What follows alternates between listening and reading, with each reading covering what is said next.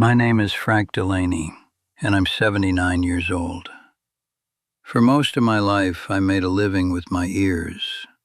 27 years as a high school music teacher, another 15 tuning pianos in strangers' living rooms.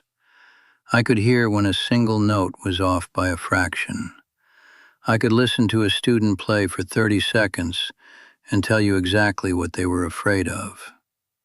But the one voice I should have been listening to, my daughter's, I managed to miss completely. Not because I didn't love her, because I was too busy protecting her from a world I thought I understood.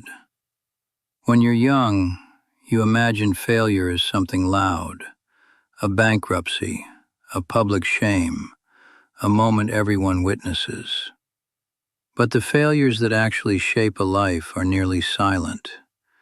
They arrive dressed as love, as protection, as doing what any good father would do. My daughter Claire was 8 years old when I first noticed she drew differently than other children. Not better or worse, just more.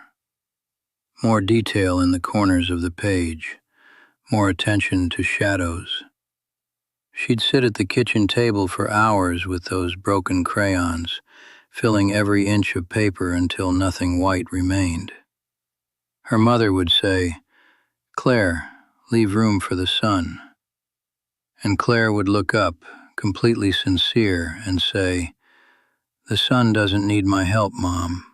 It's already bright." The first mistake was believing I knew what was best for her. By high school, Claire's drawings had become something else entirely. She'd stay after class to work with the art teacher, Mr. Pirelli, a man I secretly thought was a little too dreamy for his own good. She started talking about art schools, RISD, Pratt, places I'd never heard of, cities I'd never visited. I sat her down one evening in the fall of her junior year. I remember the kitchen smelled like the meatloaf her mother was making. Claire had charcoal smudged on her forearm like she always did. "Claire," I said, using the voice I used with students who wanted to major in percussion, "let's be practical for a minute." She looked at me with those patient eyes she'd developed somewhere along the way. Patient, like she was the adult and I was the one who needed explaining to.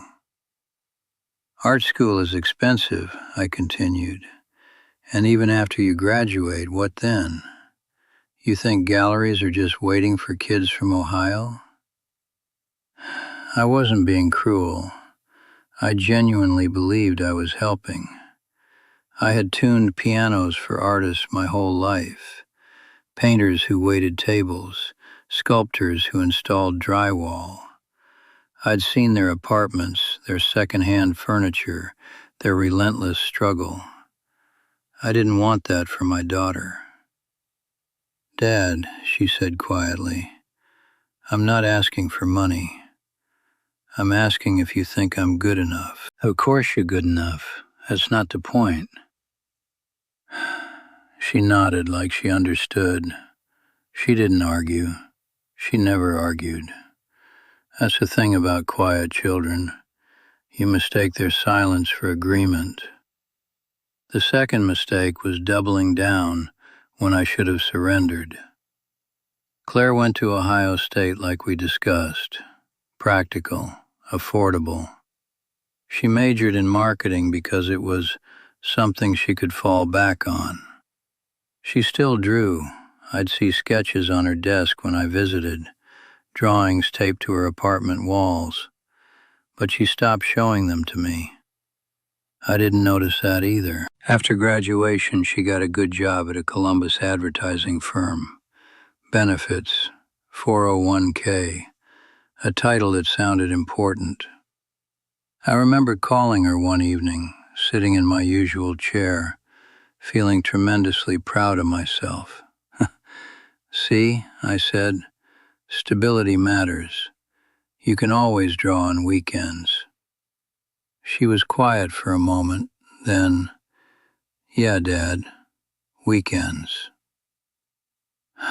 I should have heard it. The resignation in her voice. The way she'd learned to fit her dreams into the margins of a life someone else designed. But I was too busy being right. The third mistake was assuming love meant agreement.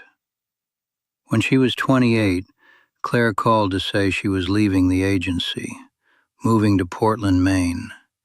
She'd saved enough for a year. She was going to paint.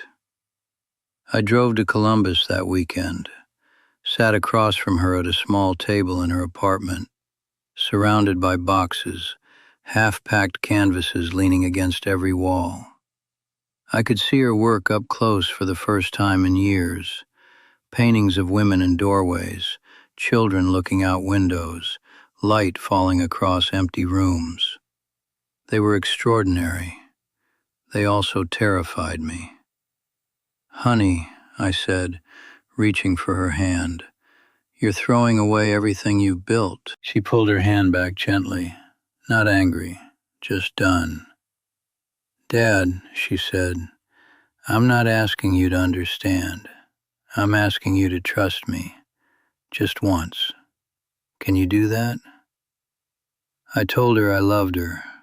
I told her I'd always love her. I told her I hoped it worked out. What I didn't tell her, I thought she was making the biggest mistake of her life. Portland is 800 miles from Columbus. That distance became measured in more than miles. She called less often. Visits became once a year, then every other. When I did see her, there was something new in her eyes, a guardedness I didn't recognize. She was polite, she was kind, but she stopped showing me her work. She stopped asking for my opinion on anything that mattered. I told myself it was normal. Adult children build their own lives. That's what you want for them. Meanwhile, back in Ohio, the house got quieter. My wife Helen and I settled into our routines. I still tuned pianos part-time. Helen tended her roses. We watched the same shows. We ate at the same restaurants. We talked about Claire in the past tense without realizing it. "Remember when Claire used to," became a common sentence. Then came the diagnosis. Helen, pancreatic. The kind of timeline doctors deliver with their eyes down. I called Claire at 11 p.m. on a Tuesday. She answered on the first ring, which should have told me something. She always answered now, like she was waiting. "Come home," I said. My voice broke. It was the first time in years I'd let her hear me break. She was there in 14 hours, drove straight through. The 3 months that followed were the most honest we'd ever been with each other. Not because of anything I did, because of Claire. She sat with her mother for hours, holding her hand, reading to her, playing music softly. She cooked meals I couldn't eat. She answered emails from friends I didn't know she had. Friends in Portland, other artists, people with names like River and Sage, who sent drawings of Maine coastlines. One night in the hospital, Helen sleeping between us, Claire handed me her phone. A photograph of a painting. A woman in a garden, kneeling among roses, light falling across her shoulders like a blessing. "I finished it last month," Claire whispered. "It's Mom, from memory." I looked at that painting for a long time. The woman in it was exactly my wife, not her face, but her spirit. The way she tilted her head when she was concentrating. The way her hands moved when she worked soil. "She's going to hang in a gallery in June," Claire said. "My first solo show." I handed the phone back. I wanted to say something worthy of the moment. Instead, I said the truest thing I'd said in 20 years. I was wrong, Claire. I was so wrong. She didn't say I told you so. She didn't say anything.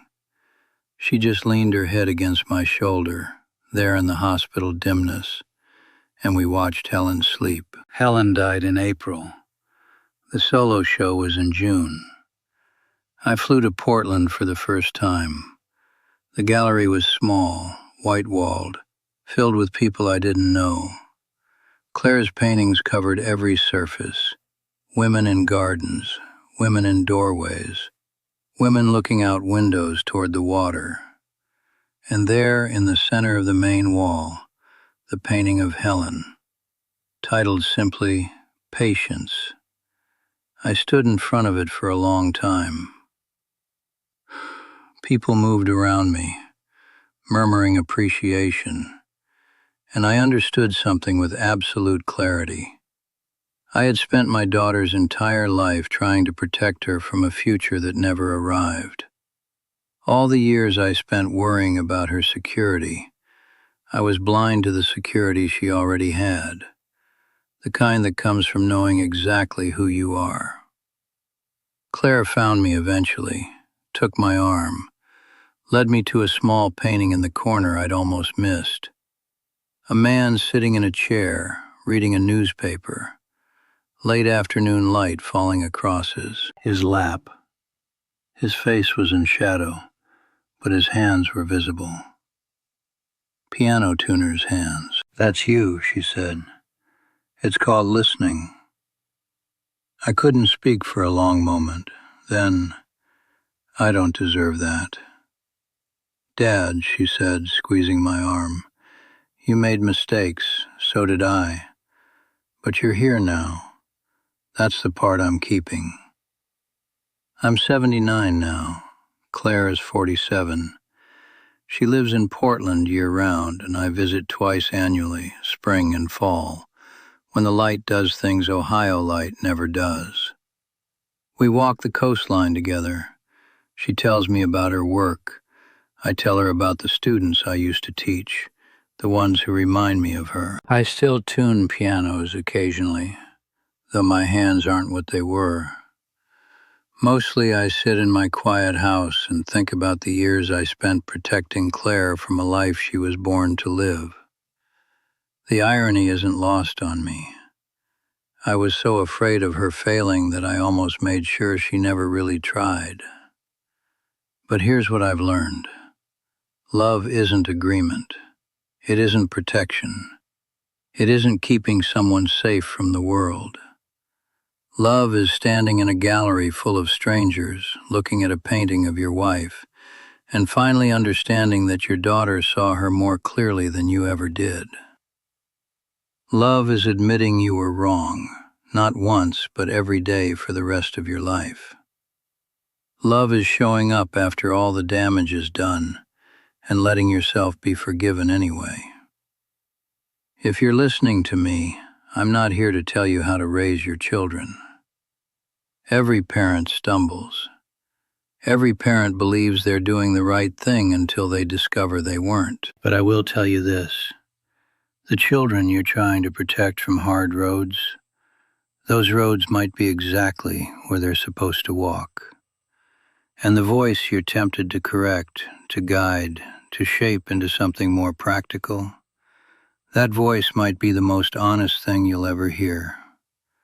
I wasted years believing my job was to prepare Claire for the world. I should have been preparing myself to trust the world she already saw. The house is quiet now. I keep a small drawing of Claire's on my refrigerator, a bird on a wire, done when she was 9. She doesn't remember drawing it. I didn't frame it until last year. There's a lesson in that, I suppose. We keep the wrong things for too long. We wait until something almost disappears before we recognize its value. I call Claire every Sunday. We don't talk about anything important most weeks. The weather, her garden, the new piece she's working on.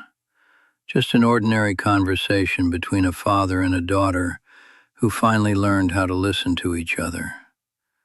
I used to think regret was loud. It's not.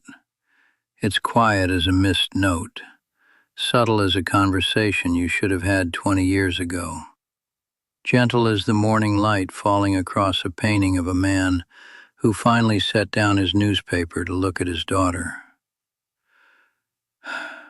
I have good memories. I am grateful for them. But there are long stretches where I was present in body and absent in spirit, sitting in the same room with Claire, believing I was protecting her, while she waited decades for me to simply see her. That's a particular kind of waste. It doesn't look dramatic from the outside. It just leaves you, at 79, holding a small drawing on your refrigerator, finally understanding what your child was trying to tell you all along.